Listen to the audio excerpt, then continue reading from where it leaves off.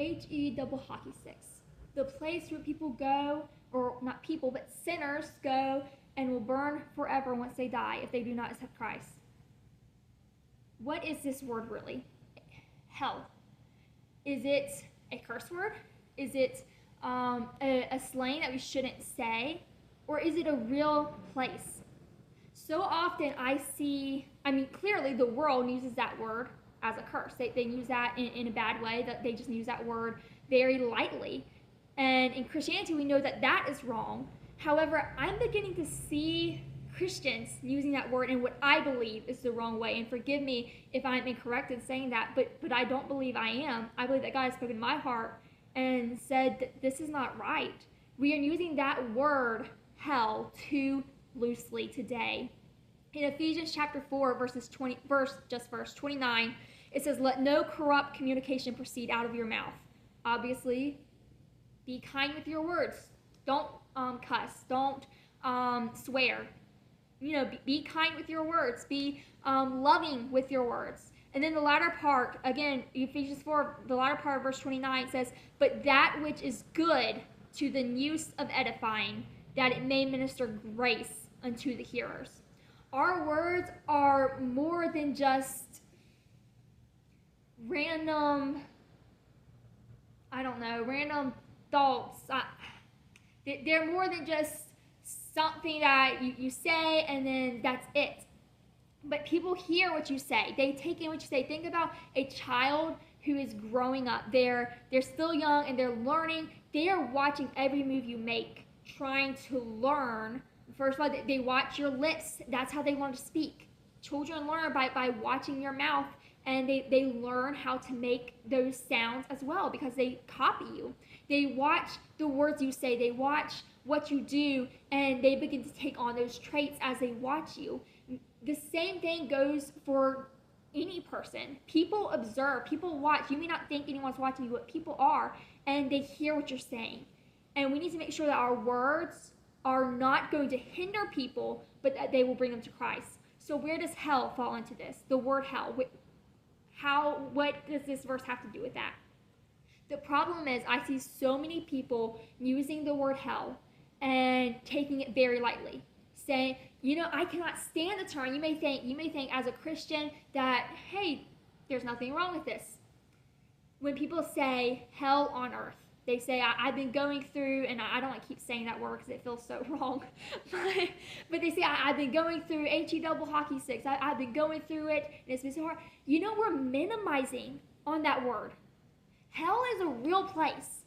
It is a real problem, and it's going to be much worse than anything you experience on earth. You may think what you're going through right now is bad, but when you actually get there, it's going to be bad.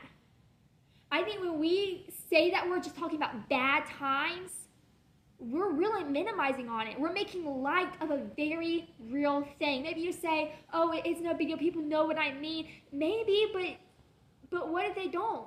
What if you are making an example that it's not a big deal? It's like we already dealing with it, so who cares if I continue to go to it? We're minimizing on a very real, a very scary thing, and we're making light of it, and I don't think that's good.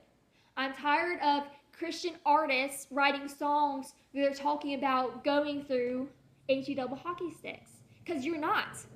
Guess what? What you're experiencing here, that is not hell. Hell is a real place that's burning with fire, and I think personally, and I'm going to keep this short because I don't want to just go on and on. I know the hate comments will come. But this is what I believe. I think we are minimizing on something that is very real. Again, this verse says that our words should be used to edify people, to bring them closer to God, to minister grace unto them. So what are we doing by saying the word hell just lightly and saying, oh, have you been going through HE double hockey sticks on earth?